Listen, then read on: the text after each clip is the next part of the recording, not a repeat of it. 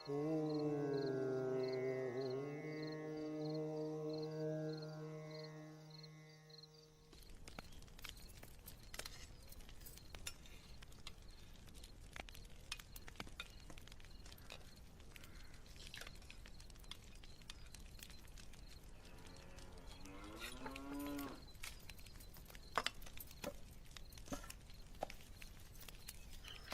जी, आज रसोई में इतने अच्छे पकवान क्यों बन रहे हैं? अरे तेरे नाना जी ने एक तपस्वी मुनि जी को घर बुलाया है। वो उनसे धर्म चर्चा करेंगे। धर्म चर्चा? ये धर्म चर्चा क्या होता है? अगर इससे हमें स्वादिष्ट पकवान खाने को मिलते हैं तो मुझे भी धर्म चर्चा करनी है। धर्म चर्चा कोई बच्चों का खेल नहीं।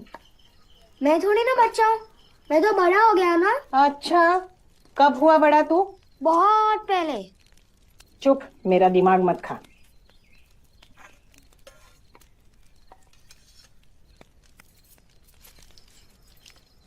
नानी, मैं लड्डू ले लूं? नहीं नहीं नहीं नहीं, वो मुनि जी को पहले।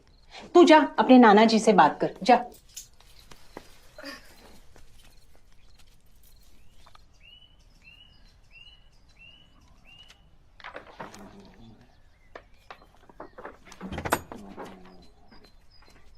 नाना जी, मुझे भी धर्म चर्चा करनी है। धर्म चर्चा करनी है? बेटा, धर्म चर्चा कोई बच्चों का खेल थोड़ी होता है। मैं थोड़ी ना बच्चा हूँ, मैं तो बड़ा हूँ ना। नानी भी यही कह रही कि मैं बच्चा हूँ। और ले ले ले, तू तो बहुत बड़ा हो गया है पागल। बेटा, धर्म चर्चा भी किसी टाइम करेंगे। एक बात सुन ले तू, मुनि जी आ रहे हैं, उनके सामने कोई उल्टी सीधी बात मत बोलना, ठीक है? हाँ। तो मैं खेलने जाऊँ? हाँ बेटा, अब तू खेलने जा बाहर जा, और मैं थोड़ा सा हिसाब कर लूं, तब तक निपटा देता हूँ। एक चार।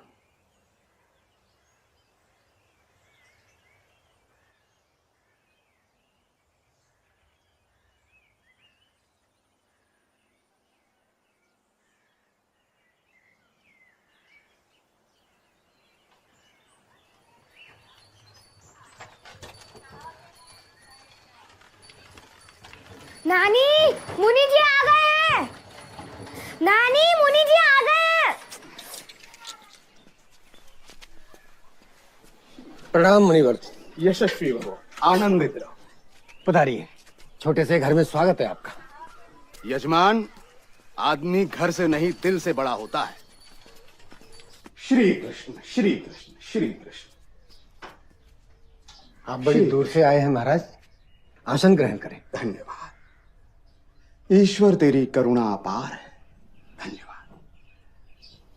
श्री कृष्ण श्री कृष्ण श्री कृष्ण।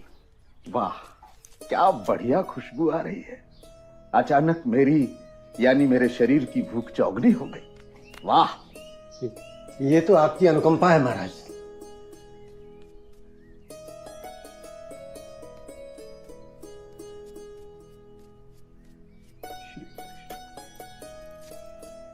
श्री कृष्ण श्री कृष्ण। धन्यवाद। ईश्वर आपको सौभाग्यवती रखे। शुरू करें महाराज।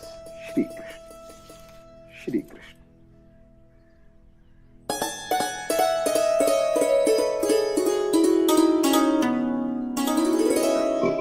वाह यजमान, आपने तो इस नश्वर शरीर को इसी जन्म में स्वर्ग का दर्शन करा दिया। आपके मन में कोई भी शंका हो, कोई भी प्रश्न हो, निसंकोच पूछो। महाराज, उम्र हाथ से छूटी जा रही है।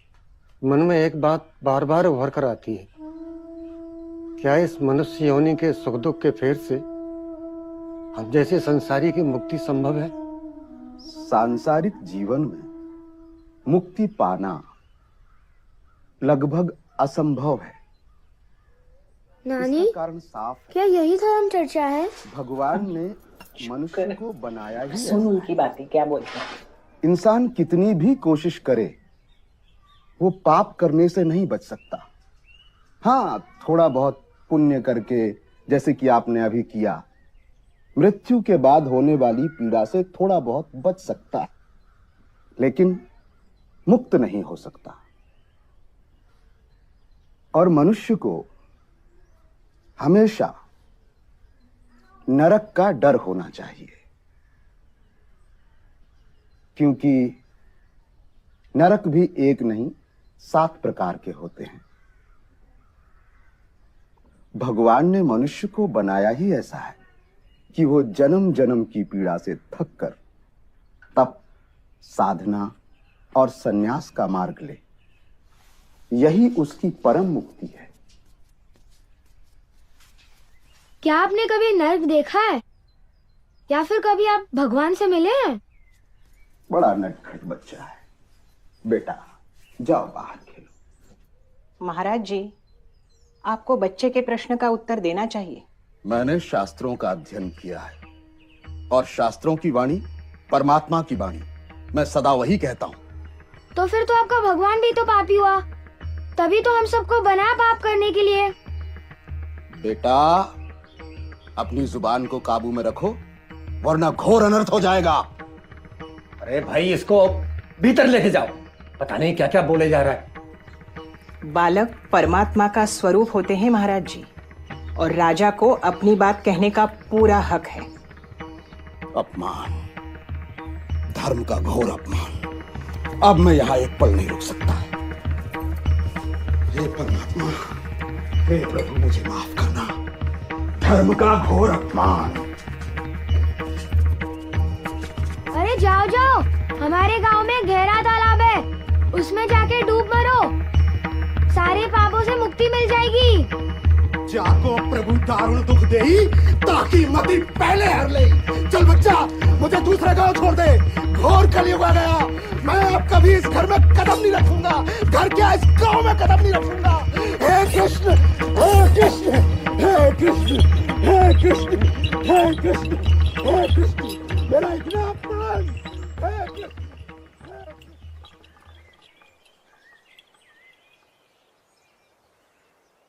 क्या ऐसे ही चिड़े रहोगे जी?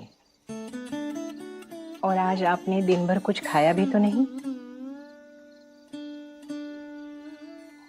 सच कहूं तो कई बार भगवान ही बच्चों के मुख से बोलते हैं।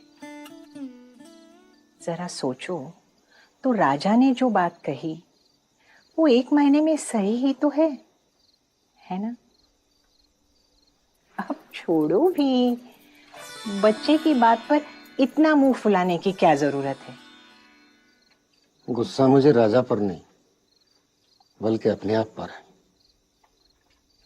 जो सीधी सच्ची बात राजा को दिखाई दे गई, वो इस बुढ़े की बुद्धि में पहले क्यों नहीं आई?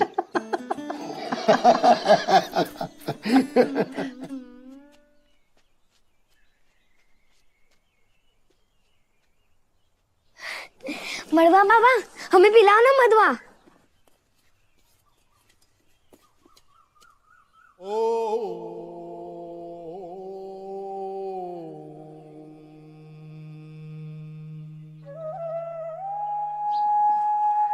मजा आ गया।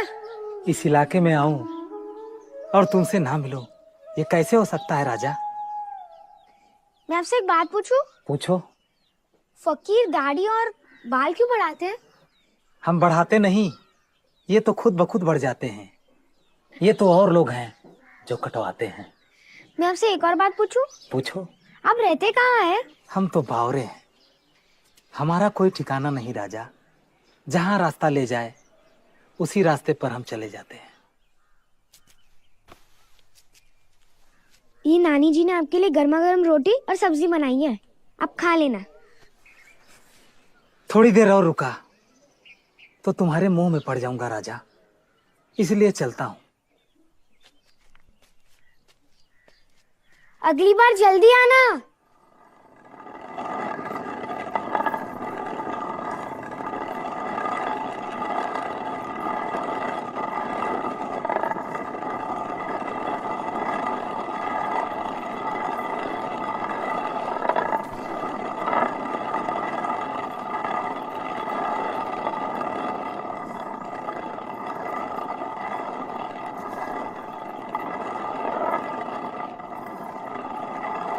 नानी, हाँ।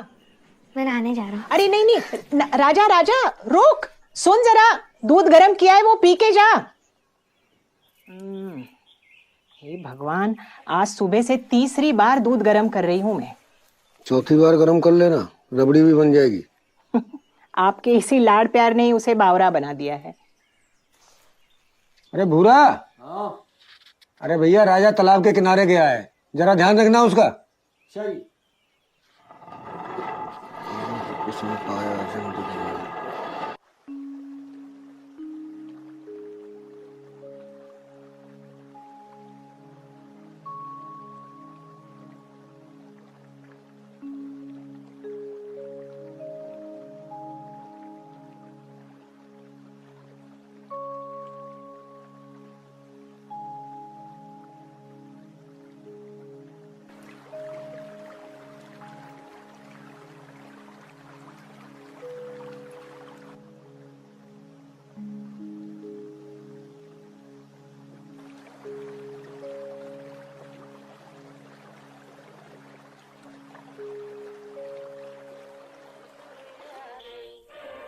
मेरे छोटे से मन में छोटी सी दुनिया रे, मेरे छोटे से मन में छोटी सी दुनिया रे, छोटे छोटे घरवा छोटी अटरिया छोटी सी बगिया रे, छोटे छोटे घरवा।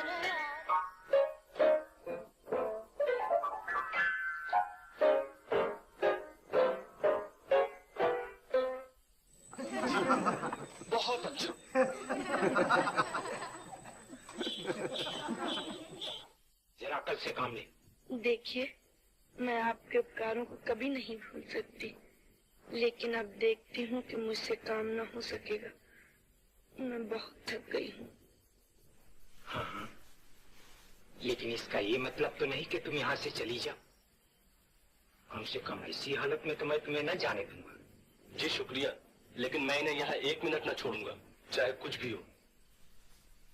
अगर तुम भी यही चाहती हो तो मैं मजबूर हूँ। आए हुए 1 महीना भी नहीं हुआ और आज वो स्टेज पर भी निकलेगी। कल मेरे उम्र भर के किए धरे पर पानी न फेरते। पिताजी यूं बैठे रहने से काम नहीं चलेगा, कुछ कीजिए। तो क्या करूं, तू ही बता। नानी, आपने देखा वो लोग कितने ध्यान से खेल को देख रहे थे ना। उन्हें तो लग रहा था कि यही सच है, पर सच्चाई तो कुछ और ही है। और सारे लोग कितने खो गए थे और कितने खुश थे, नहीं? हाँ वही तो, खेल शुरू होने के पहले भी पर्दा खाली था और खेल खत्म होने के बाद भी। उन्हें तो लग रहा था कि यही सच है। कितनी अजीब बात है ना। नानी, क्या ये लोग खेल के बाद भी उतना ही खुश या दुखी होंगे जितने खेल के दौरान थे? बेटा, ये बात तो मुझे भी नहीं पता।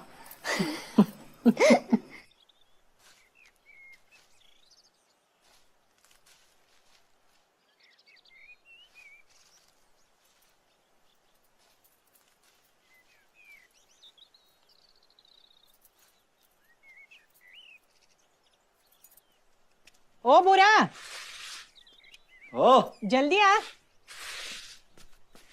हाँ जी। देख तो जमाई जी है ना। हाँ, जा सामान पकड़ उनका। वो औलाद।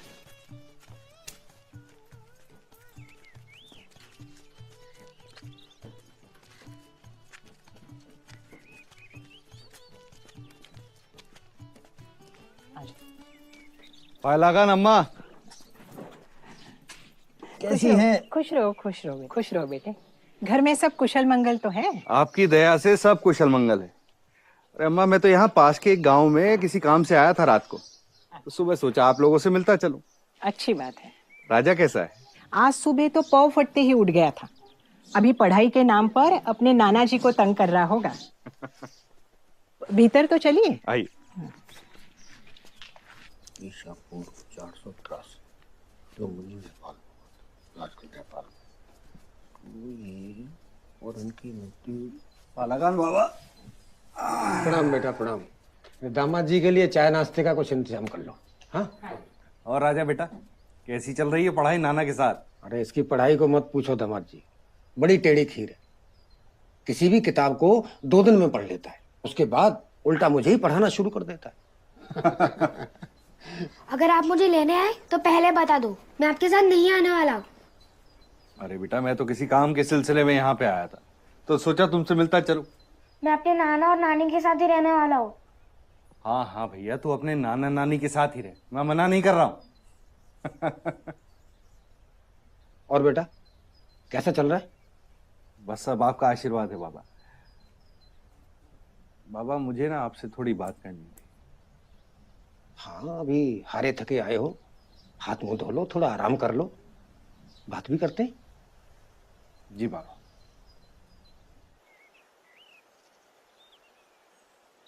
अब राजा की मौजूदगी से ऐसा लगता है जैसे हमारा भी बचपन लौट के आ गया है। हम बुड्ढों की जिंदगी में भी हर पल उत्सव बना रहता है। आप बिल्कुल सही कह रहे हैं बाबा, पर असल में बात यह है कि राजा की उम्र बढ़ती जा रही है, और अगर जल्दी उसे स्कूल में दाखिला नहीं दिलवाया तो बहुत देर हो जाएगी। देखो बेटा, एक बात कह देता हूं, जब तक मेरी जिंदगी है तब तक राजा यहीं इसी गांव में मेरे साथ रहेगा। रही बात उसकी पढ़ाई लिखाई की, तो उसके लिए एक काबिल से मास्टर का इंतजाम कर देता हूं। बाबा आप मेरे पूजनीय हैं, आपका कहा सर माथे पर, आपको जो अच्छा लगे वो कीजिए।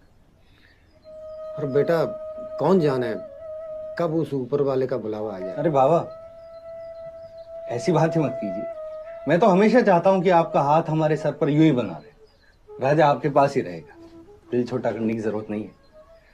और राजा है कहाँ बाबा? अरे दोस्त आते रहना। गया गया, यही तो बात है। 2 मिनट में जाता है, 2 सेकंड में जाता है, और 2 सेकंड में आता है। 2 सेकंड में आता है, 2 सेकंड में जाता है। क्या?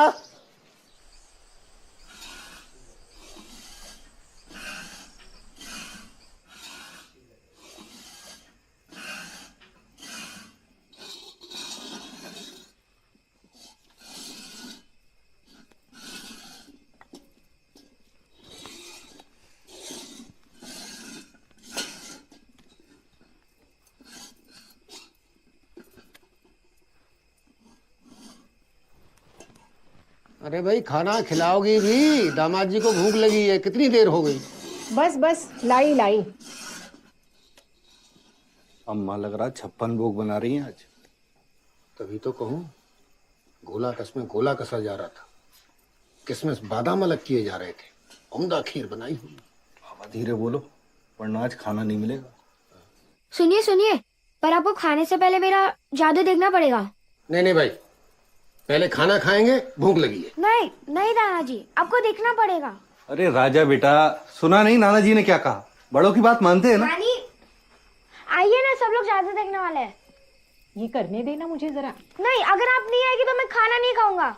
अच्छा ठीक आइए है ना। ठीक है भाई, तू खा। आती हूँ आप। अरे दादा तू खाना खा मेरे बाप, और दिखा। चल। आपने बिगाड़ दिया इसी से। अरे नहीं, बच्चा है, दिखा। दिखा तेरा जादू। ये नींबू है।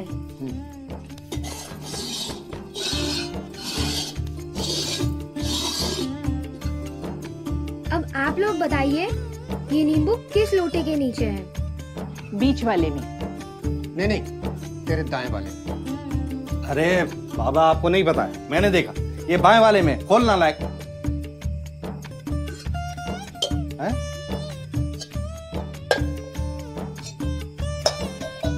ये तो कमाल हो गया। आखिर ये नींबू गया कहाँ? नाना जी की जेब में है। क्या होता है? नाना जी की जेब में? देखिए ना। देखो तो जरा। मेरी जेब में कहाँ से आ गया? यकीन नहीं होता, अभी देख लीजिए। हाँ भाई, ये तो कमाल हो गया। मेरी जेब में कैसे आया भाई? ये जादू वादू कुछ नहीं होता, सब हाथ का कमाल है। ये ढूंगी बाबा हम लोग को मूर्ख बनाते हैं जादू के नाम पे।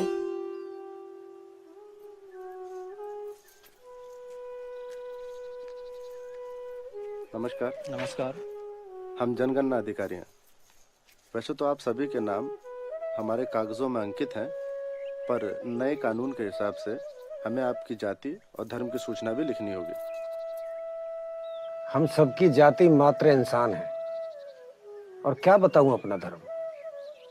कभी मैं सूफियों के रंग में रंग जाता हूँ तो कभी संतों के, कभी जैन मुनियों से प्रभावित होता हूँ तो कभी शाम के ढलते सूरज से। यही सच है बेटा। ये धर्म कर्म की बातें अभी तक तो हमारी समझ में आई नहीं। सब कुछ एक पहेली सा लगता है। जब समझ में आ जाएगी तो बता देंगे। माफ करना, हमारे फॉर्म में ऐसा कोई कॉलम नहीं है, तो मुझे आप लोगों के नाम के आगे नास्तिक ही लिखना होगा। जैसी तुम्हारी मर्जी। क्या इंसान होना काफी नहीं?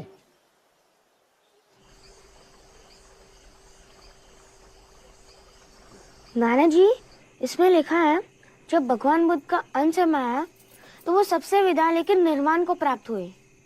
ये निर्वाण क्या चीज होती है?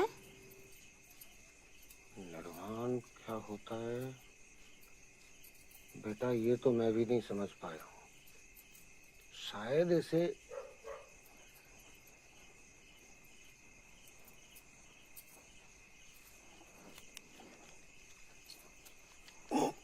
क्या हो रहा है नानी जी? क्या हुआ? नानी देखिए, नाना जी को क्या हुआ? क्या हुआ?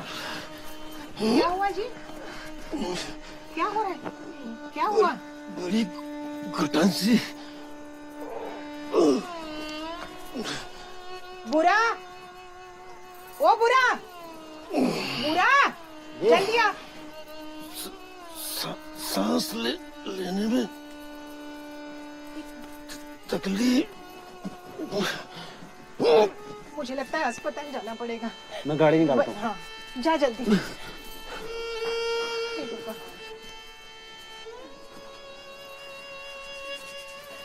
जल्दी कर।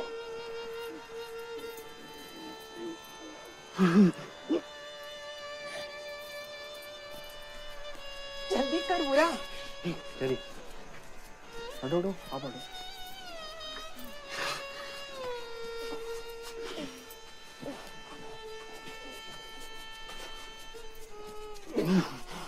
आराम से।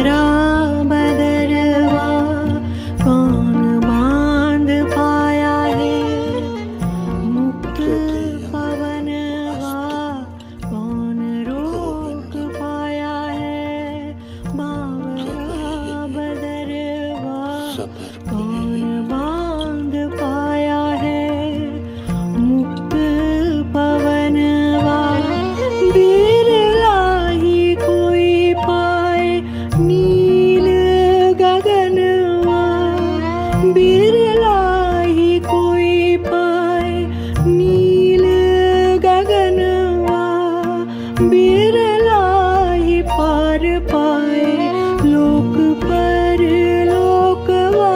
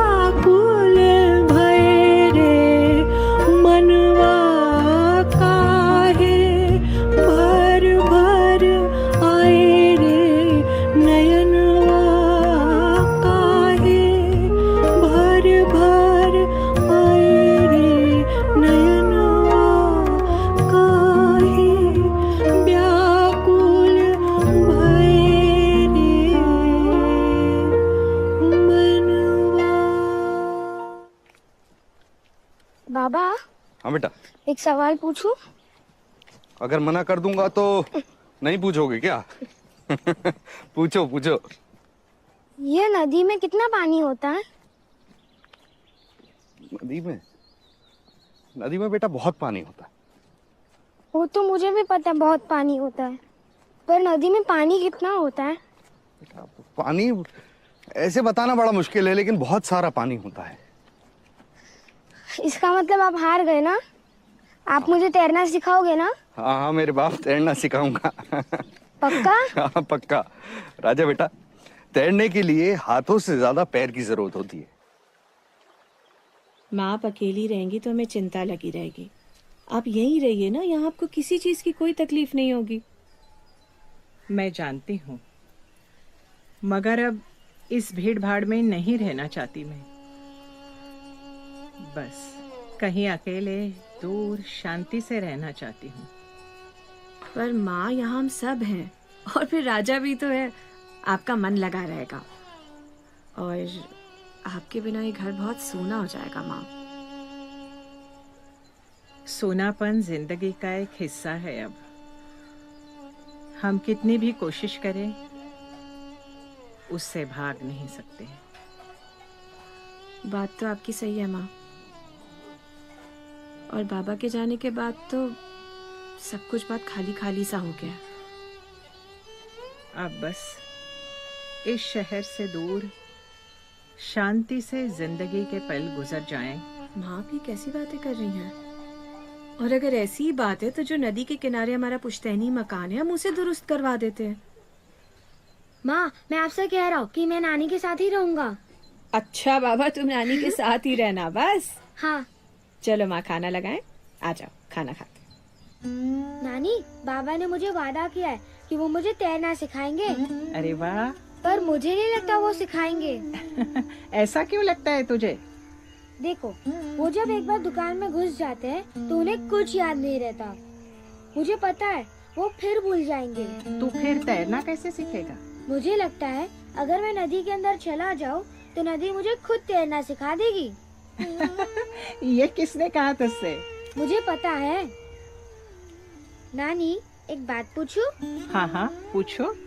नानी, ये नदी में कितना पानी होता है? नदी में? नदी में बहुत पानी होता है।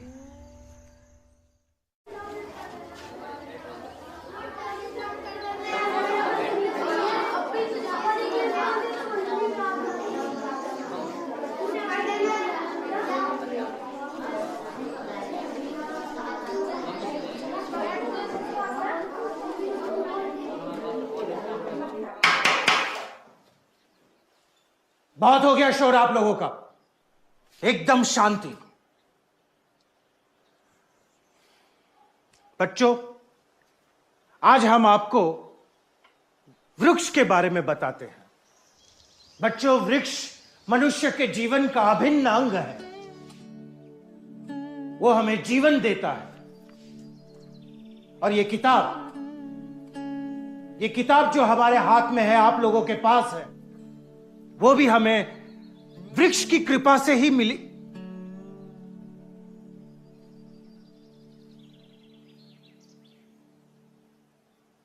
ओए लड़के,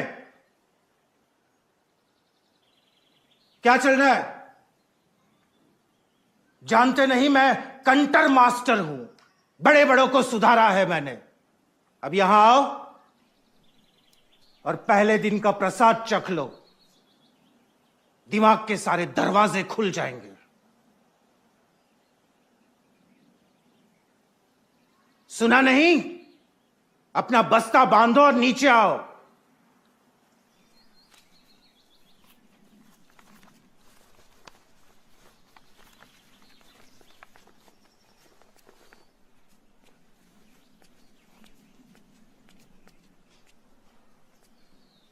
क्या चल रहा था वहां पर? आप ही ने तो कहा वृक्ष हमारे पूज्य है, तो मैं उसकी सौंदर्य में खो गया था। जुबान चला रहा है, कंटर मास्टर के सामने जुबान चला रहा है। हाथ आगे कर। सुना नहीं? मैंने कहा हाथ आगे कर।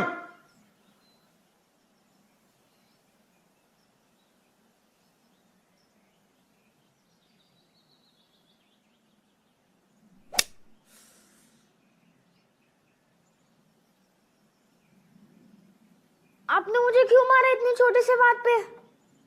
मैं आपकी शिकायत हेडमास्टर से कर दूंगा। अच्छा, शिकायत करेगा? धमकी दे रहा है? अरे जा, कंटर मास्टर का कोई कुछ नहीं बिगाड़ सकता। इस शहर के जितने भी पढ़े लिखे लोग हैं ना, उन सभी ने मेरी मार खाई है। जा कर ले जो करना है वो। शिकायत करेगा?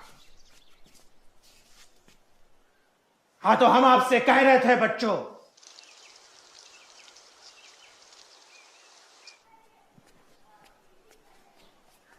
क्या मैं अंदर आ सकता हूँ? आ जाओ बेटा, आ जाओ। मुझे आपसे एक शिकायत दर्ज करवानी है। तुम्हारा दाखिला तो आज ही हुआ है ना? बोलो क्या बात। आप पहले मेरा हाथ देखिए। ये क्या हुआ? ये हिंसा मेरे साथ कंटर मास्टर ने की है। और वैसे मैंने कोई बड़ी गलती नहीं की थी कि मुझे इतनी कठोर सजा मिले। आपको इस बात के लिए कुछ करना चाहिए। देखो बेटा, स्कूल में ये सब चलता रहता है, धीरे धीरे तुम्हें सब समझ में आ जाएगा। वैसे भी कंटर मास्टर मेरे सीनियर है, इस बारे में मैं कुछ नहीं कर पाऊंगा। अच्छा, तो आपके ऊपर कौन है? वैसे मेरे ऊपर म्युनिसिपल के चेयरमैन है, लेकिन इतनी छोटी छोटी सी बातों के लिए इतना बड़ा हंगामा क्यों? मेरे नाना जी ने मुझे सिखाया है कि कभी अन्याय नहीं सहना और कभी झूठ का साथ नहीं देना। अभी मैं चलता हूँ। नमस्ते।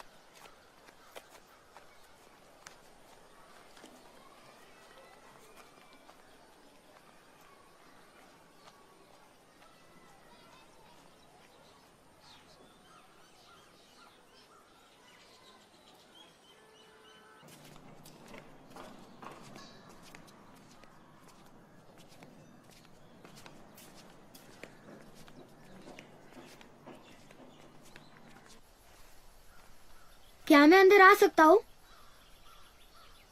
हाँ, आओ बेटा, आओ। बैठो। नहीं नहीं, मैं ठीक हूँ। मुझे आपसे एक शिकायत करनी थी। शिकायत? हाँ हाँ, बोलो। स्कूल में मेरे साथ कंटर मास्टर ने हिंसा की और जब ये मैंने हेडमास्टर से कहा तो वो कह रहे थे वो कुछ नहीं कर सकते, इसलिए मैं यहाँ आया हूँ। उनके बारे में पहले भी मुझे शिकायत मिली है बेटा, लेकिन आज तक खुल के कोई नहीं बोला। अब तुम कह रहे हो तो मैं इस पे जरूर कुछ करूंगा। अच्छा ये बताओ बेटा, उस मास्टर ने ऐसा किया क्या है? मैं कक्षा में बैठा था और वो हमें वृक्षों की खूबियां बता रहे थे और मेरी नजर एक सुंदर वृक्ष पर पड़ी। मैं उसे देखने लगा और तभी उन्होंने मुझे सामने बुला के झड़ी से मारा। आप ही बताइए, ये गलत है ना? बिल्कुल गलत है। तुम तो वही कर रहे थे ना जो वो पढ़ा रहे थे। हाँ, इसलिए तो मुझे यहाँ आना पड़ा। तुम्हें डर नहीं लगता? नहीं, नानी कहती है अगर आपने कोई गलत काम किया ही नहीं है तो उसके लिए डरने की कोई जरूरत नहीं है। अब मैं चलता हूँ। नमस्ते।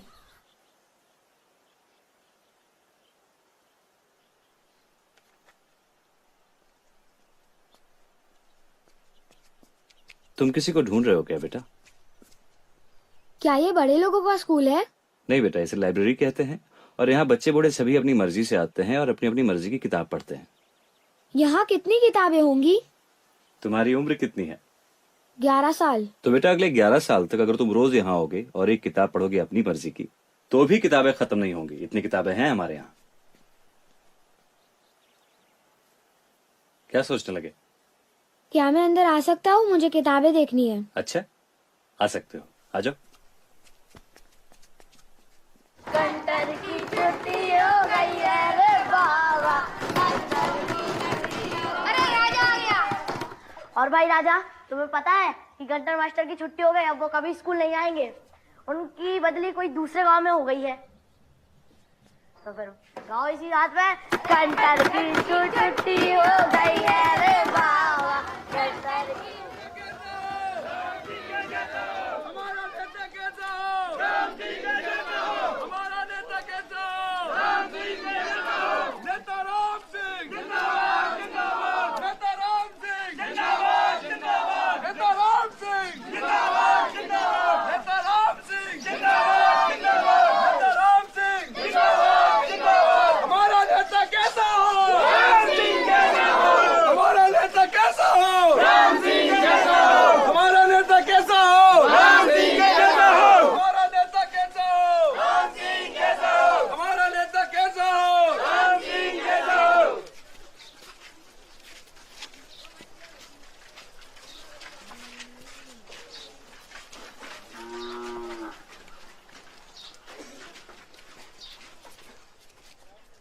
भैया, हाँ? क्या आप इन नेता के पक्के चले हो? अरे नहीं भैया, हम तो वैसे चले आते हैं, थोड़ा लड्डू और 5-5 पैसे मिल जाते हैं। क्या सच्ची? हाँ हाँ, इसीलिए तो हम आते हैं। हमें भी मिलेंगे? हाँ हाँ बिल्कुल मिलेंगे, जाओ ले लो।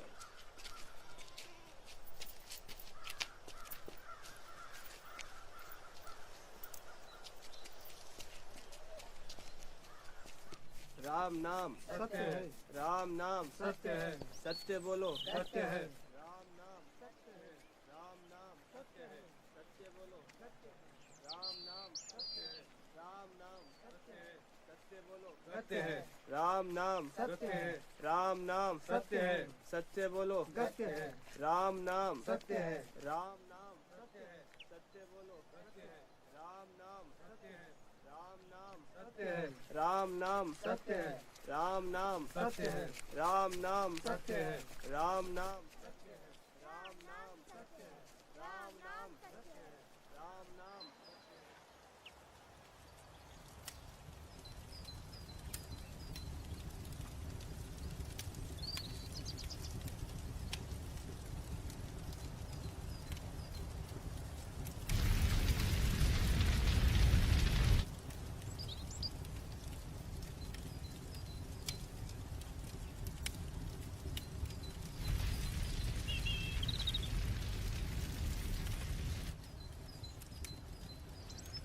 चलो भाई, एक तो कहानी खत्म। अब बात करते हैं मुद्दे की। मुद्दा? हाँ, मुद्दा ये है कि आज से दुकान मेरी, बाकी तुम लोग बांट लो। बाकी? अरे 3 साल से दुकान मैं संभाल रहा हूँ, तो दुकान मेरी हुई ना। तो क्या हो गया, 3 साल से संभाल रहे थे, अब नहीं, समझे? देखिए, मैं आप दोनों से छोटा हूँ और दुकान अब मैं संभालूं। हाँ, छोटे हो तो छोटे की तरह बात करो, समझे? दिमाग मत खराब करो मेरा। दुकान मेरी है और मैं चलाऊंगा दुकान। आप बड़े हैं ना, तो आप बड़प्पन दिखाइए। हाँ, दुकान मेरी है। बड़प्पन ही दिखा रहा हूँ, बड़े का पहले हक होता है। चाबी मुझे दीजिए और मुझे दुकान चलाने दीजिए। बहुत जुबान चल रही है तेरी, जितना कहा है उतना कान खोल के सुन लो। से बोल कर गए थे मैं दुकान चलाऊंगा। कब बोला? अच्छा पूछवा इनसे। देखिए, दुकान अब मैं संभालूंगा, बस। चुप कर, दुकान संभालेगा। दुकान की तरफ दोनों लोग नजर भी उठा के मत देख लेना। दुकान की चाबी मेरे पास है, दुकान मैं संभालूंगा। ताला तोड़वा के अपना ताला डालूंगा, कल से दिखाई मत दे जाना दुकान के पास, समझे? आप अपना झगड़ा बंद कीजिए, पहले मुझे मेरे पैसे और लड्डू दीजिए। पैसे? लड्डू? लाइब्रेरी में तो हजारों किताबें होती होंगी ना? आपको तो बड़ा मजा आता होगा। हाँ, आता तो है। आपने सारी किताबें पढ़ ली होंगी। नहीं, पर काफी पढ़ ली। पर पिछले कई सालों से मैंने कोई किताब नहीं पढ़ी। अब पढ़ने का मन नहीं होता मेरा। तुम्हें पता है, हमारी लाइब्रेरी में ऐसी कई किताबें हैं जिन्हें आज तक किसी ने छुआ ही नहीं है। ऐसा कैसे? लाइब्रेरी में तो रोज हजारों लोग किताबें पढ़ने आते हैं, कोई किताब अछूती कैसे रह सकती है? ठीक उसी तरह बेटा, जैसे हम प्रकृति में रह के भी प्रकृति से अछूते हैं। आप सही कहते हैं, ये प्रकृति भी तो एक लाइब्रेरी ही तो है। ये नदियाँ, ये पहाड़ और ये जंगल उसकी किताबें। क्या बात है? मैं आपसे एक बात पूछूं? हाँ पूछो। आपको याद है जब मैं आपसे लाइब्रेरी में मिला था, आप किताबें रख रहे थे और आपसे 2 किताबें गिर गई थी। आपने एक को माथे से लगाया और दूसरे को नहीं, ऐसा क्यों? ऐसा इसलिए बेटा क्योंकि वो हमारे प्रभु श्री राम की किताब थी। पर सारी किताबें तो एक जैसी होती है, सब ज्ञान देती है, फिर आपने ऐसा क्यों किया?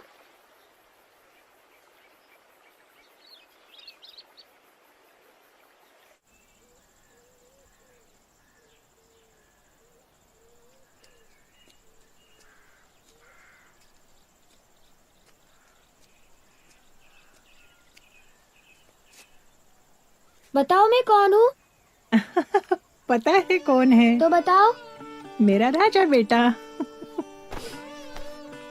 इस बार गर्मियों की छुट्टी में सिर्फ मैं मस्ती करूँगा और कुछ नहीं करूँगा। वो तो तू हमेशा ही करता है। कभी दुकान में जाके अपने बाबा की मदद भी कर दिया कर। बाबा की मदद? हाँ। नहीं नहीं, मुझे नहीं करनी। वो तो मुझे दुकान में छोड़ के भूल जाते हैं। उनकी क्या मदद करनी? तुझे कोई नहीं समझ सकता। तू वही कर जो तुझे ठीक लगे। ठीक है।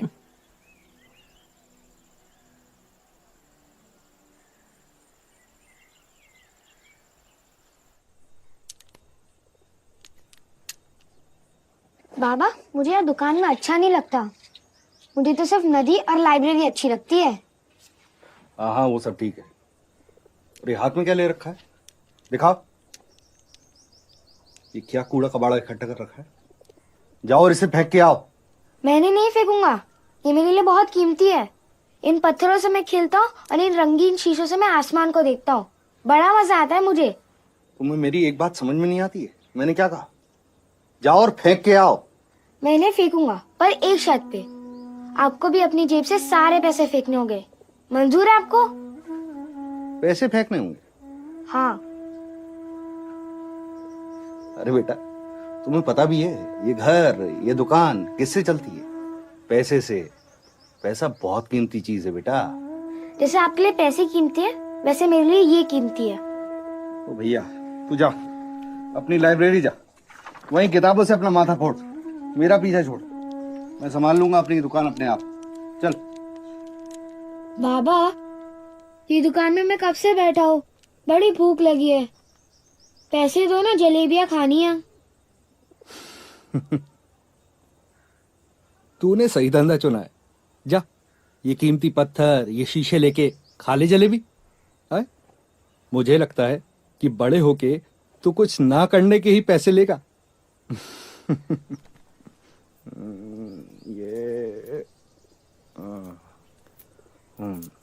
ये ले।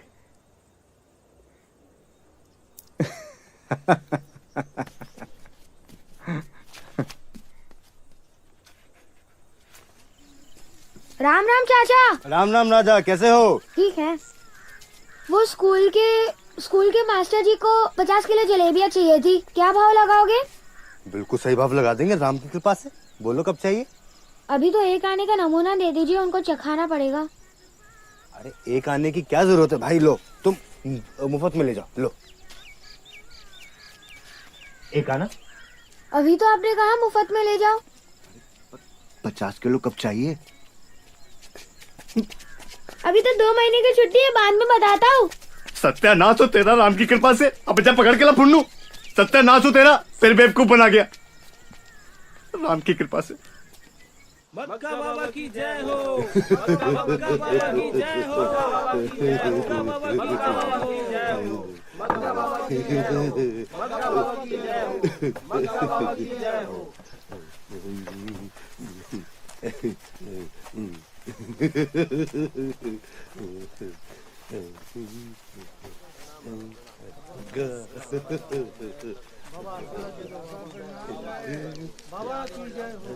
भैया, ये बूढ़े आदमी कौन है और आप यहाँ कहाँ से आए हैं? ये हमारे मग्गा बाबा हैं। पिछले महीने पड़ोस के गांव वाले इन्हें यहाँ से उठाकर ले गए थे, चुपके से। बड़ी मुश्किल से ढूंढ के लाए हैं इन्हें। अच्छा, कमाल है। मग्गा बाबा में ऐसी क्या खास बात है? खास बात, ये बहुत कमाल के हैं। जहाँ जाते हैं वहाँ खुशहाली खुशहाली होती है। जारू सारू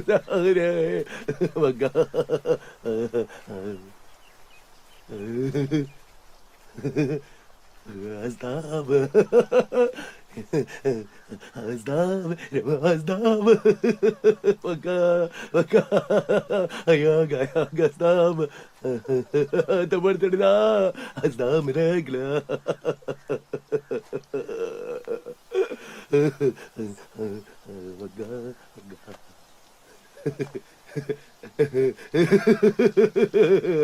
İremilos Rabet. बाबा आप ही कौन सी बोली बोलते हैं? İremilos Rabet. आपसे मिलके तो मजा आ गया।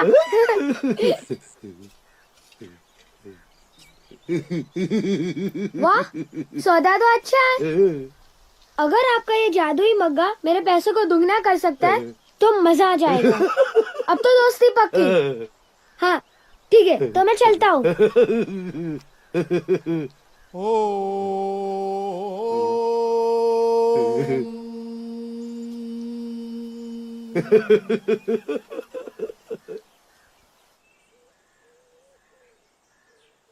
नानी, आज मैं मग्गा बाबा से मिला। मुझे इनसे मिलकर बड़ा अच्छा लगा। न जाने न वैसे क्या खास बात है। बेटे, ये जीवन एक पहेली ही है। शायद उन्हें इसका हल मिल गया होगा। नानी, ऐसा क्यों होता है कि हमारा मन हमें प्रश्न पूछता ही रहता है पर किसी का पूरा उत्तर नहीं मिल पाता? बेटा, उत्तर मिलने तक रुकना नहीं। प्रश्न जरूर एक दिन हार जाएगा। बाबा, ये नदी बहुत गहरी है। हाँ है तो। वहाँ पे? बहुत गहरी। और उस तरफ? और भी गहरी। क्यों, डर लग रहा है? नहीं, मुझे किसी से डर नहीं लगता। मछलियाँ हैं? मगरमच्छ भी है। अब डर लग रहा है? नहीं। देखिए बाबा, वो बादल एकदम मुनि की तरह लग रहा है ना? क्या? हाँ हाँ।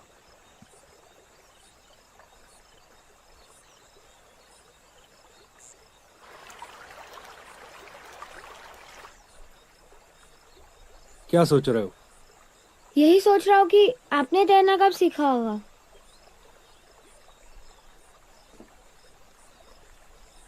डर लग रहा है? नहीं, थोड़ा भी नहीं? थोड़ा भी नहीं। डूबने से भी नहीं? नहीं। जरा सा भी? नहीं।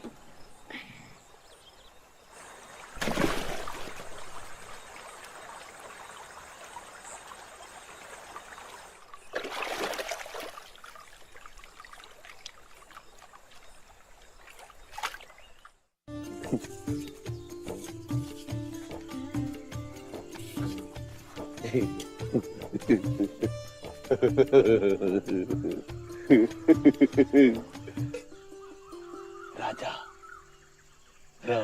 बाबा, आप बोलते हैं? मैं तो पहले से जानता था आप हम सबको मूर्ख बनाते हैं। यार, आज आपके चेले चपाटे कहाँ गए? भगा दिया, भगा दिया। नहीं समझा? कोई नहीं समझा। मूर्खों की भीड़। मग्गा, मग्गा। क्या मग्गा बाबा, आपका नाम? नहीं, मग्गा, खाली मग्गा। प्यास, प्यास, तेरी प्यास पूरी होगी? हाँ? बाबा, ना जाने क्यों मन में सदा एक अजीब सी प्यास बनी रहती है। जैसे कभी मैं लाइब्रेरी में किताबों में या कभी नदी की गहराई में इसको ढूंढता हूँ, पर कभी मन शांत नहीं होता बाबा। डूब जा, तो डूब जा, मर जा, मर जा, मर जा, मर जा, डूब जा, मर जा, मर जा। डूबेगा तभी तो जागेगा। ये आज कैसी बात कर रहे हैं आप बाबा मुझसे? मग्गा गया, मग्गा जाएगा, मग्गा चल दिया। बाबा, अगर आप भी चले जाएंगे तो इस गांव में तो मैं अकेला पागल बचूंगा। मग्गा जाएगा, मग्गा लाएगा। पगल आएगा मग्गा जाएगा। वो भी क्या आप ही की तरह मोनी बाबा होंगे? ना, वो बोलेगा, वो बताएगा, वो दिखाएगा। अरे बाबा मैं आपसे छोटा हूँ, आप मेरे पैर छू रहे हैं। तुम्हारे नहीं, वो जो आने वाला है ना उसके।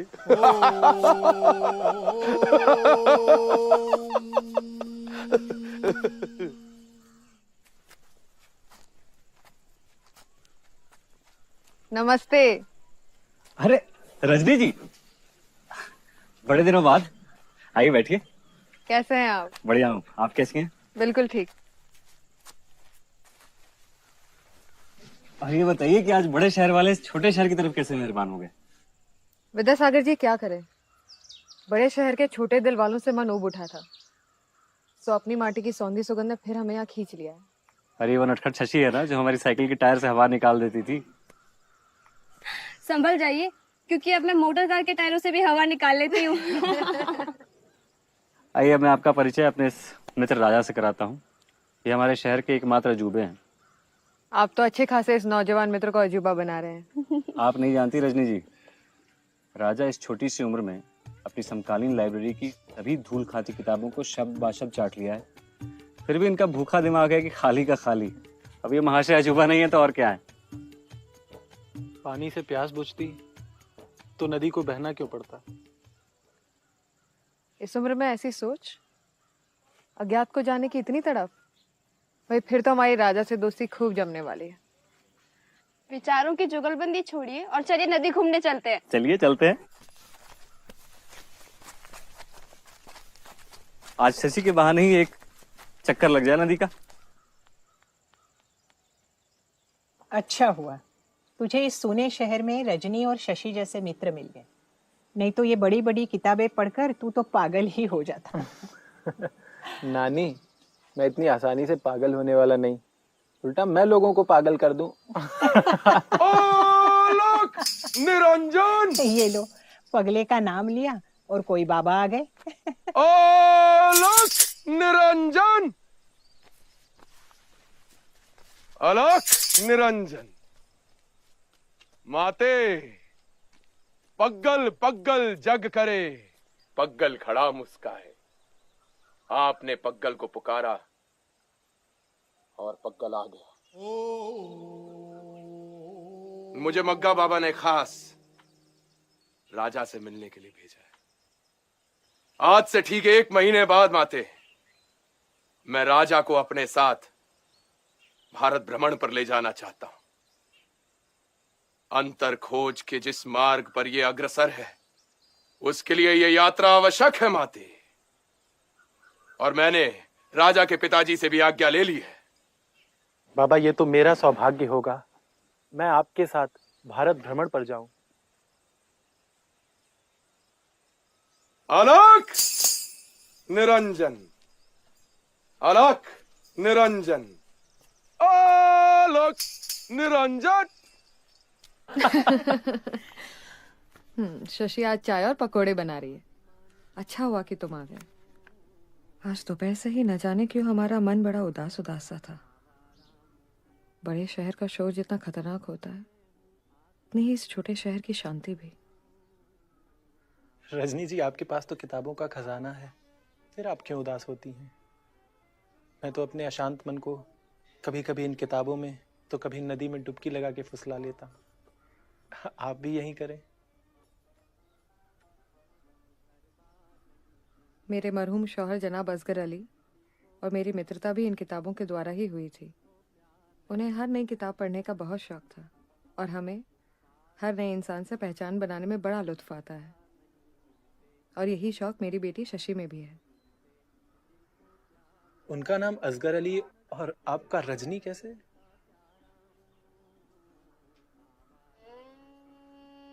मेरी पहली शादी एक जाने माने हिंदू परिवार में हुई थी। बदकिस्मती से वहां दिल के तार नहीं जुड़ पाए और एक दिन मैं और मेरी बेटी समाज के थोपे गए हालातों से विद्रोह करके आजाद हो गए। उन संघर्ष के दिनों में जनाब असगर अली जी ने हम माँ और बेटी का हाथ थाम लिया। उनके साथ बिताए गए वो चंद दिन हमारी जिंदगी के सबसे सुनहरे दिन थे। लेकिन खुदा के उस फरिश्ते को आखिर वापस चले ही जाना था ना, सो एक छोटे से हादसे में उनकी जिंदगी हमसे छीन। मेरे बनाए ये चाय और पकौड़े उसी को मिलेंगे जिसके चेहरे पर मुस्कान होगी।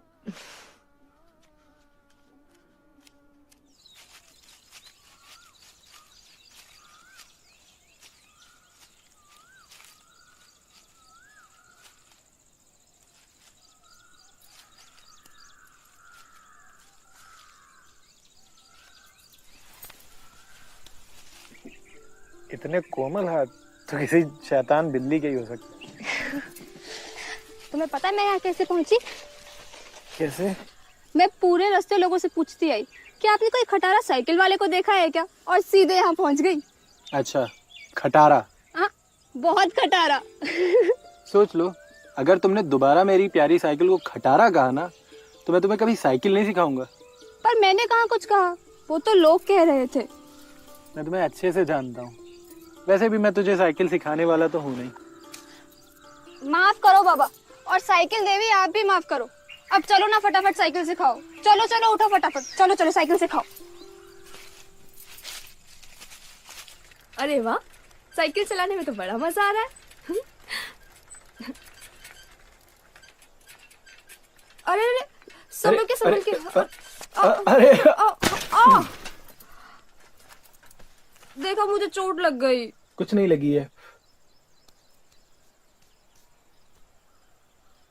पता है शशि, जिंदगी भी एक साइकिल की तरह है, जिसमें अगर हम संतुलन बनाना सीख जाएं तो बड़ी आसानी से कट सकती है। मुझे भी संतुलन बनाना सीखना है। मैं सिखाऊंगा ना तुम्हें संतुलन बनाना। तो फिर चले? चलो।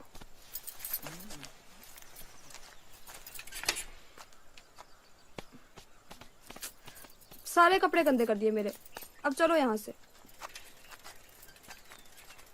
वैसे बहुत जोर से गिरा दिया तुमने। अच्छा, जब मैं अगली बार आऊंगी तो मुझे ऐसे गिरा तो नहीं दोगे ना?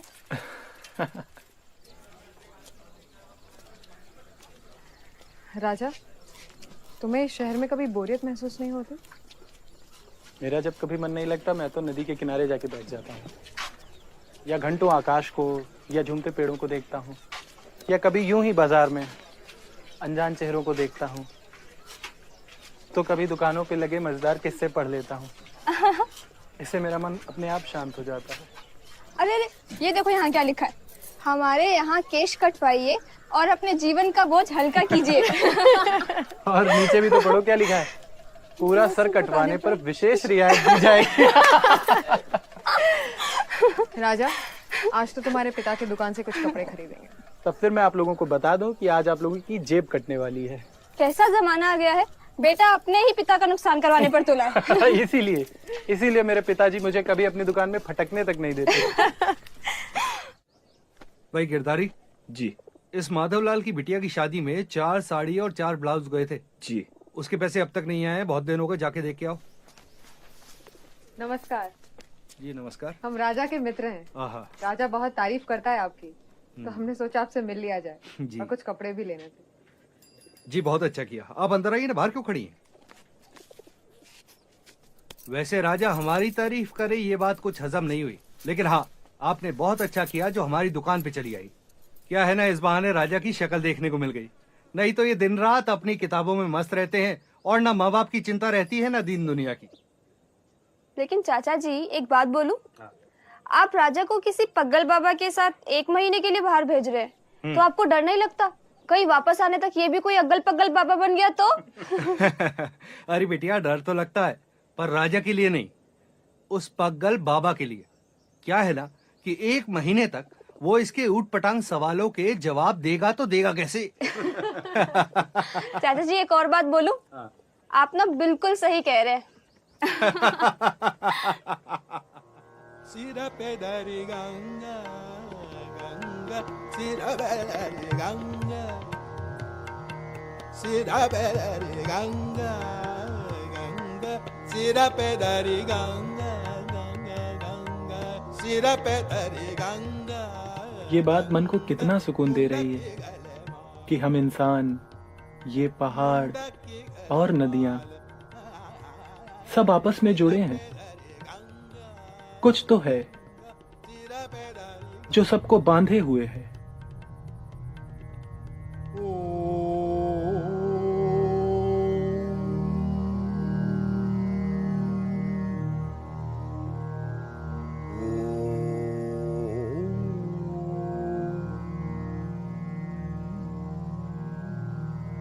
इन मूर्तियों के शरीर तो काम मुद्रा में है, परंतु इनके चेहरे के भाव कितने शांत हैं।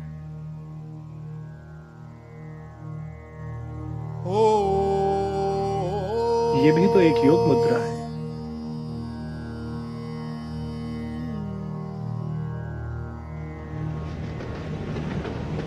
बाबा, बनारस में उन विद्वानों से मिलकर लगा कि जैसे उनके ज्ञान में जीवन की महक खत्म हो चुकी है। उनकी भाषा, उनका ज्ञान सब तर्कों पर आधारित था।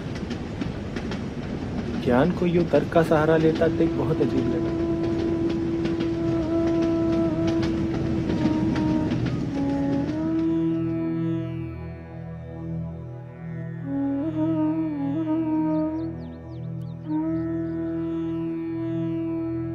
ऐसा लगता है कि इसे कुदरत ने ही बनाया है।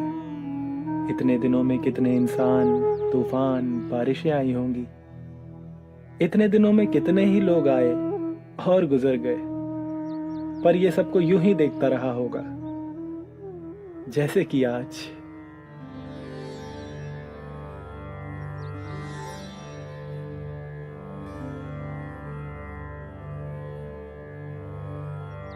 ये पवित्र मूर्तियां बहुत कुछ कहती हैं, पर हृदय की भाषा मौन है। कुछ तो मैं समझ पाया, पर बहुत कुछ है जो मैं समझ नहीं पाया।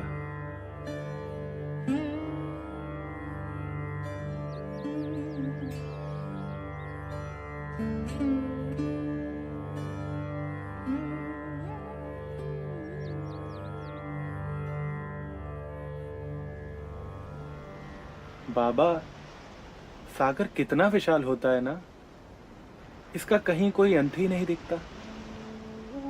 और वो देखिए, ऐसा लगता है कि जैसे आकाश भी सागर में मिल गया हो।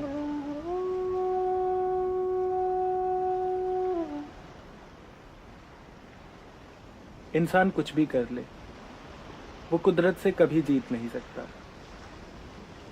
पर हैरानी तो ये है कि वो फिर भी कोशिश नहीं छोड़ता।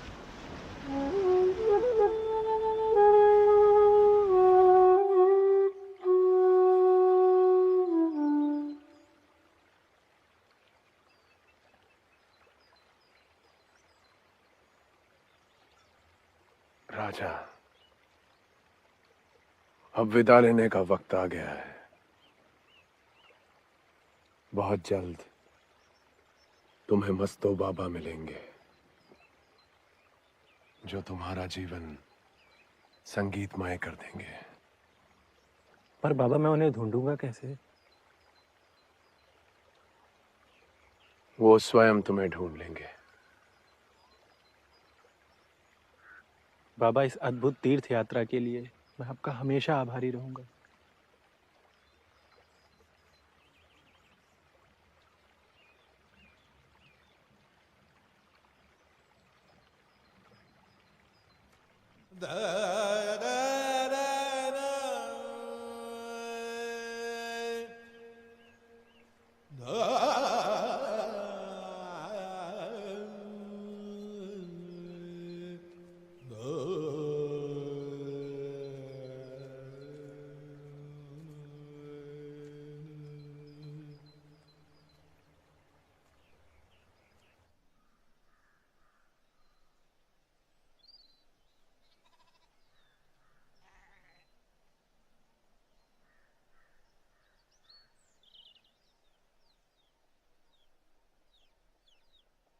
नानी, एक बात बताओ, जब मैं इस शहर से गया था तब तो यहाँ का मौसम बहुत खुशनुमा था, पर जब से वापस आया हूँ पता नहीं क्यों सब कुछ उदास उदास सा लग रहा है। लंबी यात्रा से आए हो, पहले नहा धो ले, कुछ जलपान कर ले, फिर आराम से बातें करेंगे। नहीं नानी, मैं बाद में नहा लूंगा। पहले मैं रजनी जी के घर होके आता हूँ। मैं बस यूं गया और यूं आया।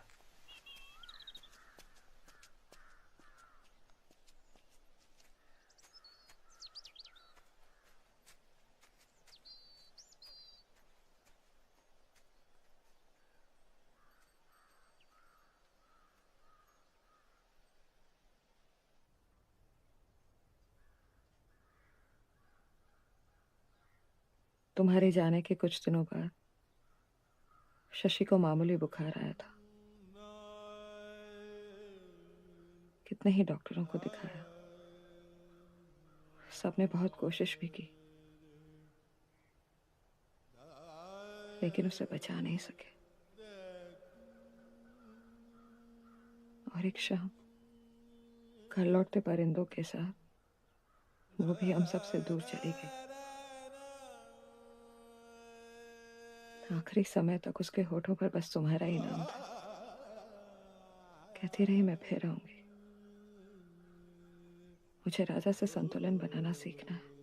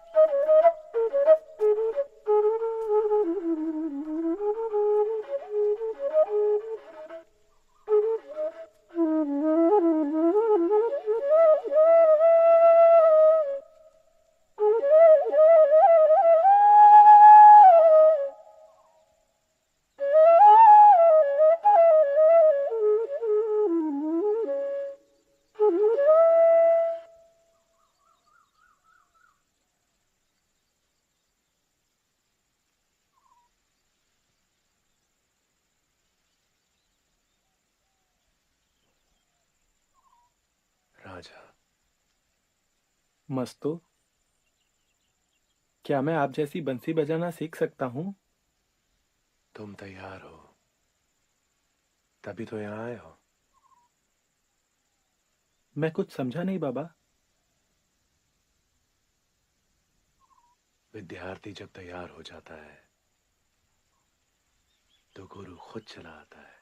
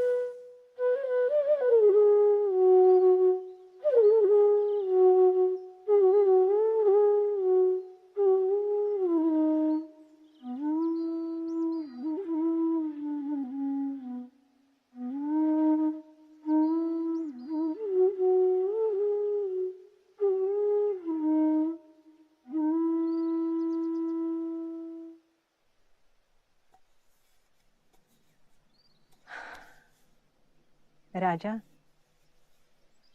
जब तुम अपनी बांसुरी की धुन में इस तरह खो जाते हो तो न जाने क्या जादू कर देते हो। मेरे हाथ अपने आप रुक जाते हैं, मैं कुछ काम नहीं कर पाती, मेरी आंखें बंद हो जाती हैं और मैं किसी अनंत लोक में पहुंच जाती हूँ। नानी, ये तो मस्तो बाबा की बांसुरी का कमाल है। नहीं तो मुझ में वो बात कहाँ जो मस्तो बाबा के रहस्यमय सुरों में है। बहुत दिन हुए मस्तो बाबा से मिले। कल मैं जरूर उनसे भेंट करने जाऊंगा।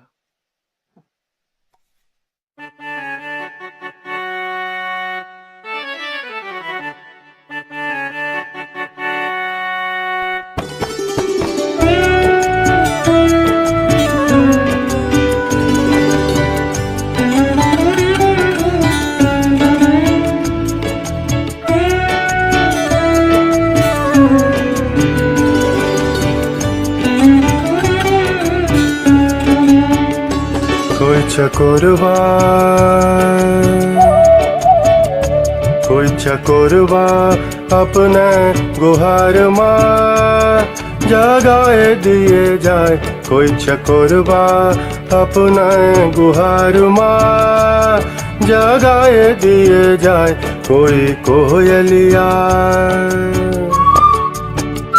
कोई कोयलिया अपने पुकार माँ रुलाए दिए जाए। कोई कोयलिया अपने पुकार माँ रुलाए दिए जाए। कोई चकोरवा अपना गुहार माँ जगाए दिए जाए। कोई चकोरवा,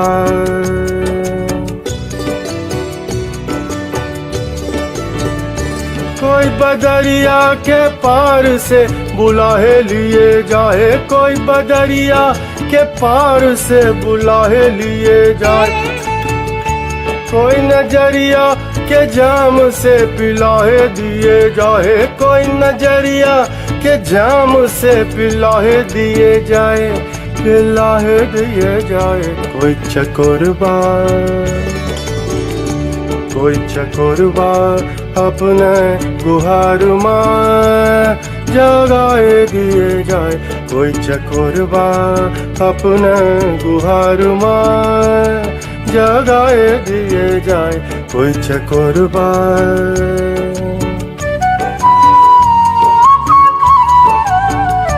कोई ठगवा अपने प्रीतमा हंसाए लिए जाए। कोई ठगवा अपने प्रीतमा फंसाए लिए जाए। कोई मोहरे मना प्रेम रंग माँ रंगाए दिए जाए। कोई मोहरे मना प्रेम रंग माँ रंगाए दिए जाए।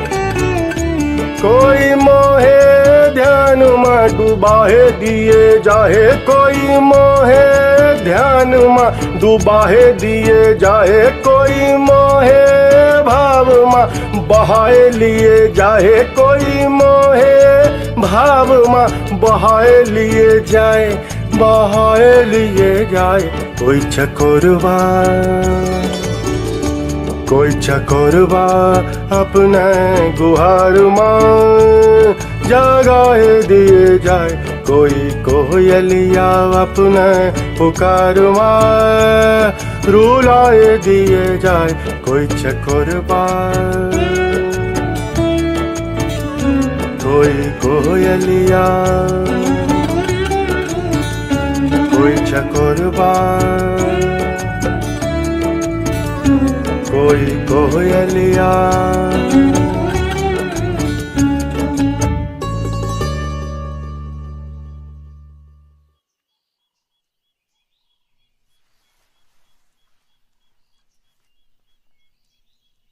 मुझे मालूम नहीं था आप गाते भी हैं। राजा, मैं केवल अकेले में परम के लिए गाता हूं। तुम शायद पहले व्यक्ति हो जिसने मेरा गीत सुना है। बाबा, ये तो मेरा सौभाग्य है जो आज मैं आपका गाना सुन सका। राजा, तुम बांसुरी वादन में अब पारंगत हो चुके हो। अब समय आ चुका है तुम्हें अपनी बांसुरी को तिलांजलि देनी होगी।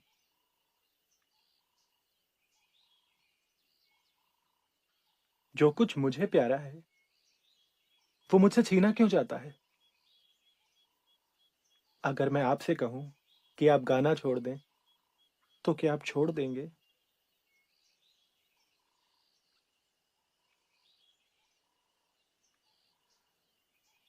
आज से ठीक 1 सप्ताह बाद मैं गाऊंगा अपने जीवन का आखिरी गीत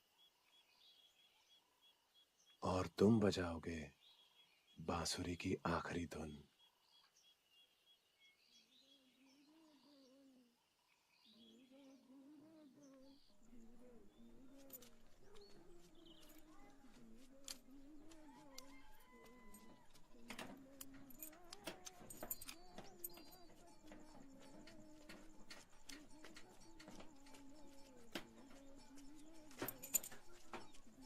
आशा करते हैं कि आप आती रहेंगी। जी बिल्कुल।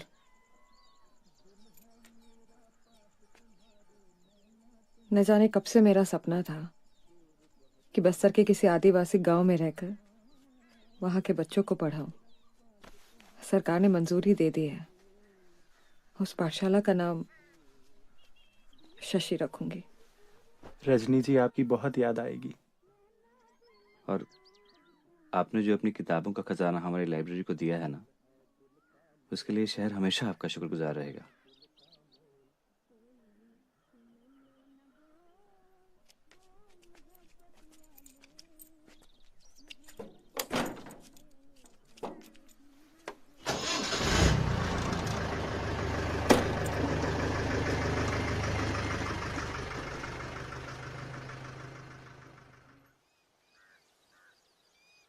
बेटा देखो, तुम्हारे स्कूल की पढ़ाई तो अब पूरी हो चुकी है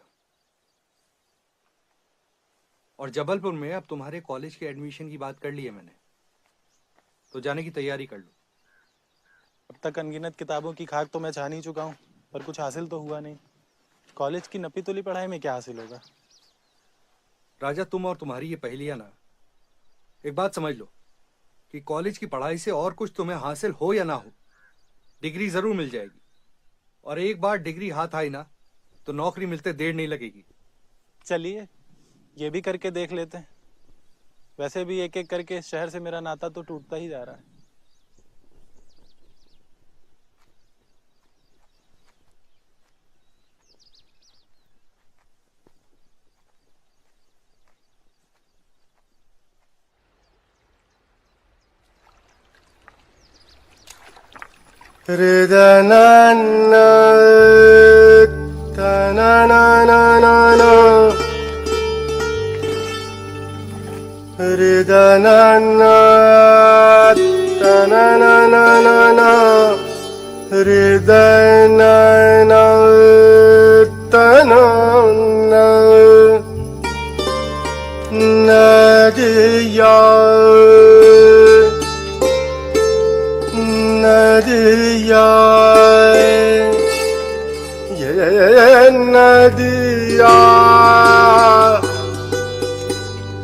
प्यासी है नदिया,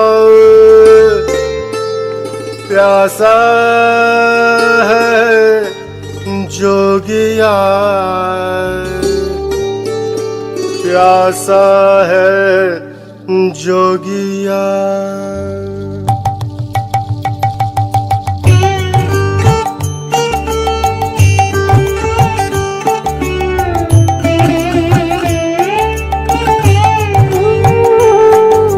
प्यासी है नदिया, प्यासा है जोगिया, प्यासी है नदिया, प्यासा है जोगिया।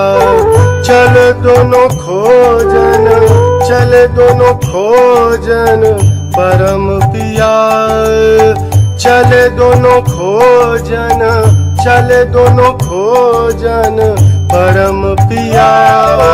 प्यासी है नदिया, प्यासा है जोगिया, प्यासी है नदिया, प्यासा है जोगिया।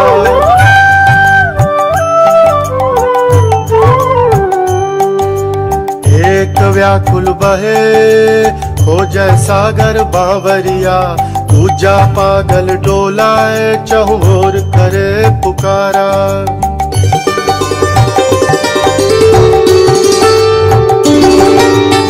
एक व्याकुल बहे खोजे सागर बावरिया, दूजा पागल डोलाए चहुओर करे पुकारा।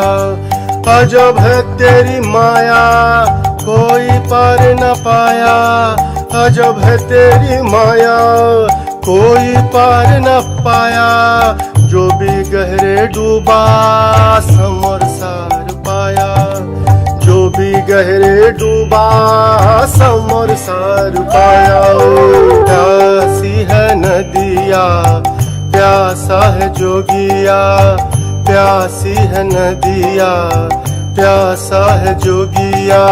चले दोनों खोजन, चले दोनों खोजन परम पिया। प्यासी है नदिया, प्यासा है जोगिया, प्यासी है नदिया, प्यासा है जोगिया, प्यासी है नदिया, प्यासा है जोगिया। ना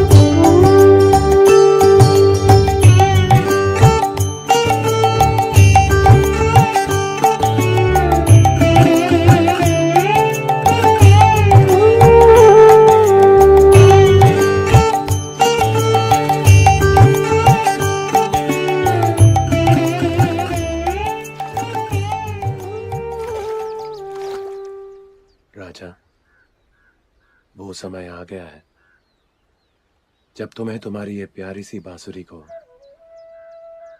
विदा करना होगा। जब एक संगीतज्ञ अपने शिखर पर पहुंच जाता है तो उसे अपने साज को त्यागना ही पड़ता है ताकि वो संगीत की लय में छुपे मौन का स्वाद चख सके।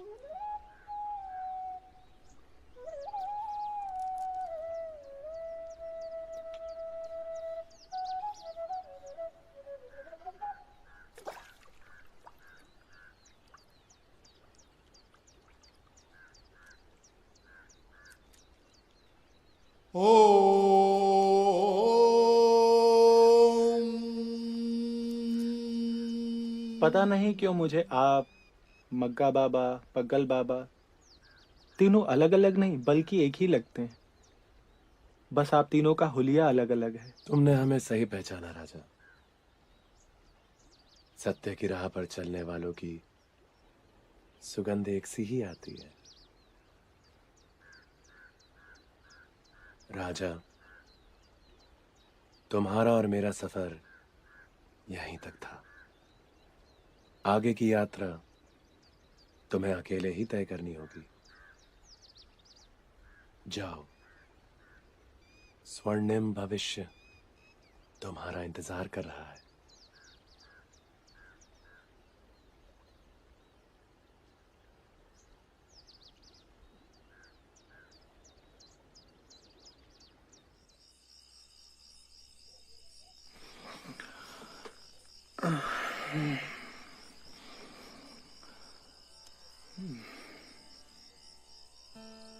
नानी, ओ नानी, कहाँ खो गई थी आप? बेटे, बचपन में हर रात तुम अपने जिए हुए पल मेरे हवाले कर देते थे। बस उन्हीं अनगिनत पलों की यादों में खो गई थी।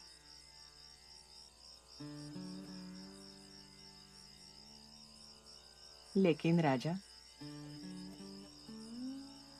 तुम अब बदल गए हो। तुम्हारे चेहरे पर अलग ही आभा नजर आ रही है। तुम्हारी आंखों में आज अनंत शांति झलक रही है। ये सब कैसे और कब हुआ?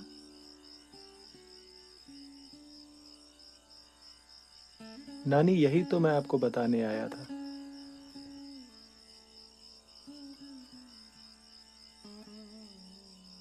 जब पहली बार मैं कॉलेज की पढ़ाई के लिए जबलपुर जा रहा था तो मेरा मन बहुत भारी हो रहा था।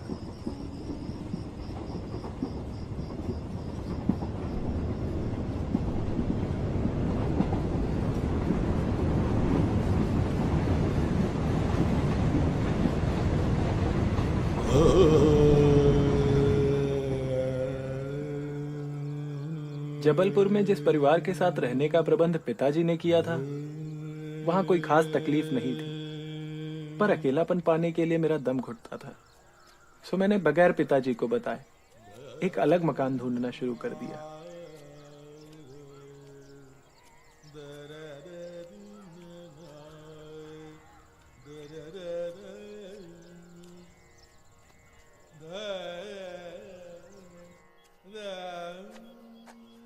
ढूंढते ढूंढते एक मकान पर मेरी नजर पड़ी। वो पुराना था लेकिन बहुत सुंदर था।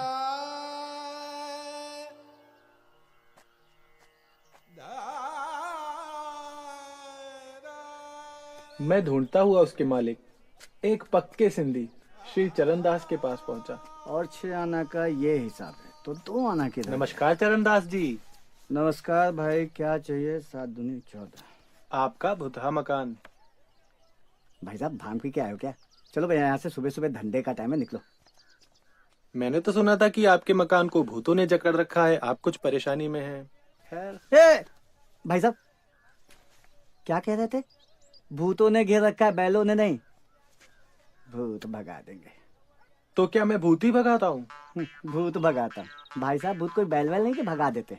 भूत है भूत, डरते पूरे मोहल्ले वाले उस घर से। अरे भूत भगाना मेरे बाएं हाथ का काम है, और आपका बहुत पैसा वैसा फंसा उस मकान में। जब आपको भाई साहब, आप सच में भगा देते हो क्या भूत को? अब आपको यकीन मैं कैसे दिलाऊं? आप देख लो मुझे आजमा के। भाई सच कहता हूं, मतलब ना पैसे की चिंता नहीं है मुझे। इज्जत दांव पे लगी है, बहुत बुरा लगता है जब मोहल्ले से निकलता हूँ ना, छोटे छोटे बच्चे ए भूतिया चरणदास जब बोलते हैं ना, मन खून खोल जाता है। इतना पैसा किस काम का है? नहीं नहीं, आप बिल्कुल चिंता मत कीजिए, अब कोई नहीं कहेगा आपको। एक बार मैं वहां चला गया तो भूत वहां से निकल ही जाना है। भाई अरे यार, ये लो चाबी। वैसे किस तरीके का भूत है? कभी कभी ना रात में छम छम की आवाज आती है तो लगता है औरत भूत है। कभी कभी चिल्लाने की आवाज आती है तो लगता है 2 भूत है। आप भगा दोगे ना? 2 भूत है? हाँ। तब तो मुझे कुछ ज्यादा दिन रुकना पड़ेगा वहां। आप रुको, कोई परेशानी नहीं है, अपना घर है। हाँ। और चावल दाल नमक कुछ भी चाहिए? अरे नहीं नहीं मेरी तरफ से चलिए लेके जाओ। ठीक है, समझ गए मतलब? ठीक है, मैं चलता हूँ। हाँ ठीक है। भगवान। बस वहां से निकला और सीधा उस घर पर पहुंचा। उसे देखकर मुझे बहुत खुशी हुई। मैं जानता था यहाँ कोई मुझे परेशान करने वाला नहीं है। मैंने जैसे ही उस घर का दरवाजा खोला, वहां रौंद देने वाली शांति थी। पर शायद मुझे तो यही चाहिए था। दिल में अजीब सा सुकून था। बस मैंने अपना सामान उठाया और उस घर को अपना लिया।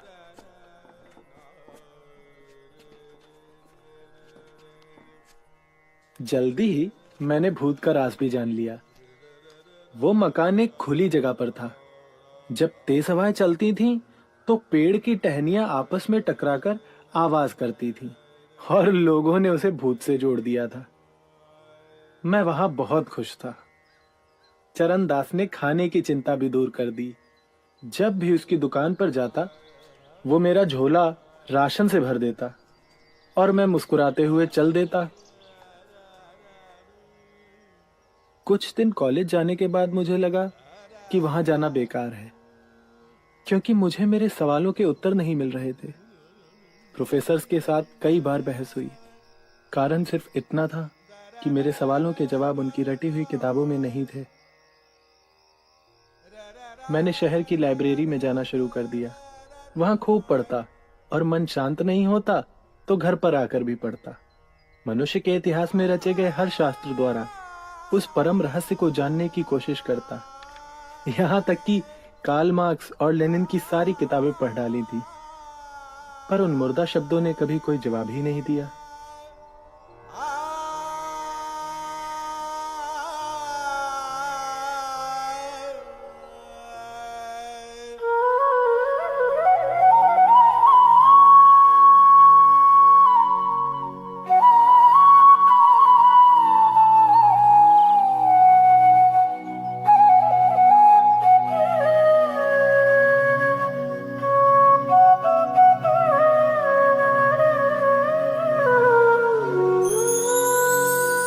रचैया बड़ी रसदार तेरी दुनिया, रसदार रसदार तेरी दुनिया, तेरी दुनिया। मेरा पागलपन बढ़ता जा रहा था और मेरे सवाल भी। कभी मैं सूफियों की दरगाह में जाकर उनके जवाब तलाशता, तो कभी साधुओं की टोलियों के साथ घूमता फिरता, तो कभी किसी गिरजाघर की दीवार से पूछता। बुद्ध और महावीर की प्रतिमाओं के उत्तर भी सदा पहेली में मौन में ही होते थे। धीरे धीरे मेरे प्रश्न लौटकर मेरी तरफ ही आने लगे।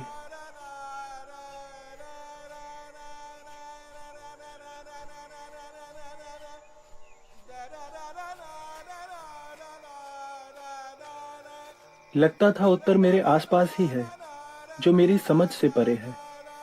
दिन और रात का भेद खो चुका था। अकारण मैं पूरी रात यहां से वहां भटकता रहता था। क्यों और कहां से नाता टूट गया था। वक्त रुक चुका था। मैं चल रहा था। उन्हीं दिनों किसी ने मेरे बारे में पिताजी को खबर कर दी, तो वो एक दिन मुझसे मिलने आ पहुंचे। मेरी हालत देखकर एकदम घबरा गए और मुझे एक वैद्य के पास ले गए। उस वैद्य ने मुझे देखा और मुस्कुराकर एक बोतल में मीठी शरबत दवाई कहकर पिताजी के हाथ में दे दी।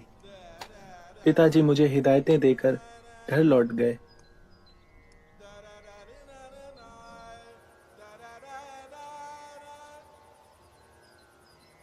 मैं सब कुछ करके हार गया था। उस दिन मैंने तय किया कि या तो जीवन का अंत या जवाब। कभी मैं अपना सिर दीवार से टकराता और कभी यूं ही घंटों छत को घूरता रहता। इसी तरह 7 दिन गुजर गए थे। पर उस रात, आधी रात बीतते बीतते मेरा उस कमरे में रहना मुश्किल हो गया था। कोई अज्ञात शक्ति मुझे खुले आसमान के नीचे खींच रही थी। मैं बाहर निकला। मेरी चाल ऐसी थी जैसे कि मैं नशे में हूं। वो रात नहीं, दिन था शायद। सब कुछ साफ साफ दिख रहा था। हर कदम के साथ वहां पहुंचने की जरूरत बढ़ती जा रही थी। मैं रुकना नहीं चाह रहा था और वो शायद रोकना। शायद यही जानने जा रहा था कि कहां जा रहा हूं। काफी देर तक यूं ही चलता रहा और उसके बाद रुका।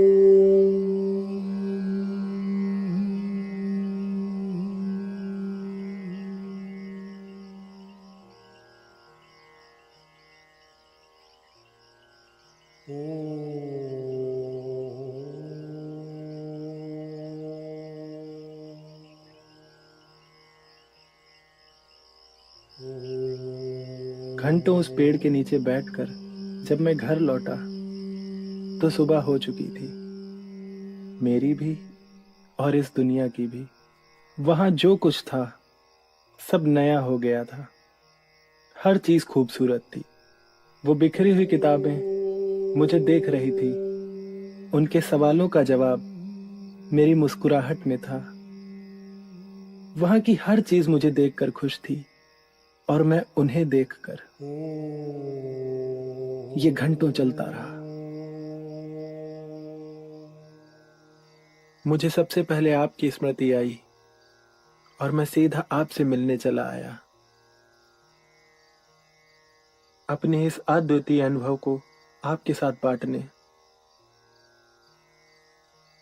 नानी, ये जो प्रेम और आनंद की अनमोल संपदा मुझे मिली है, इसे मैं सभी के साथ बांटना चाहता हूं,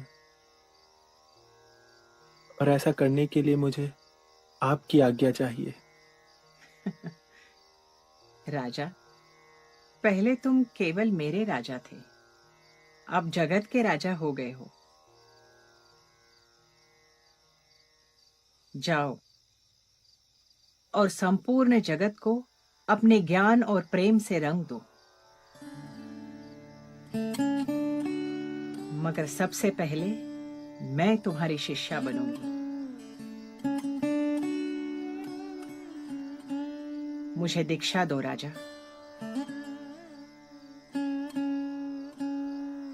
नानी, आपको दीक्षा देने के लिए मुझे पहले आपका आशीर्वाद चाहिए होगा।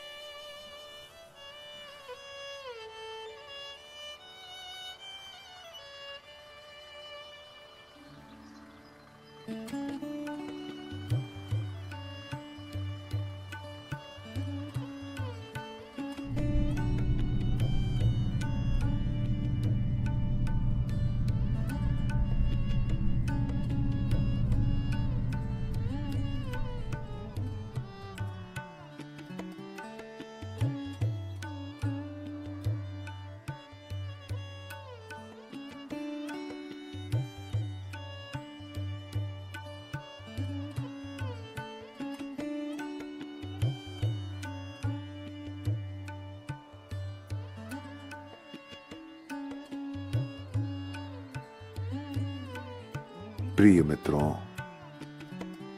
मैं सिखाने नहीं, जगाने आया हूं।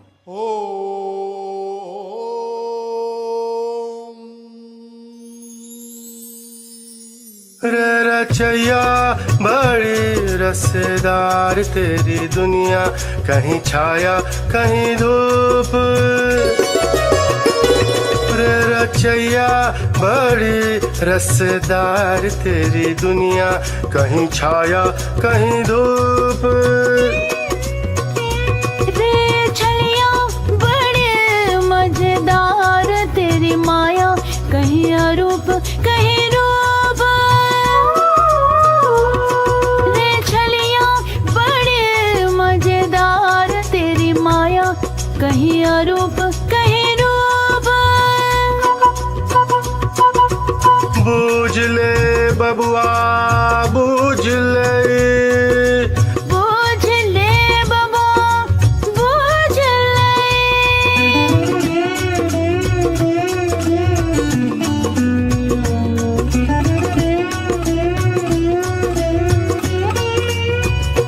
तेरी और तेरा घर है एक, तेरे जाम है लाख, तेरी सुराही है एक।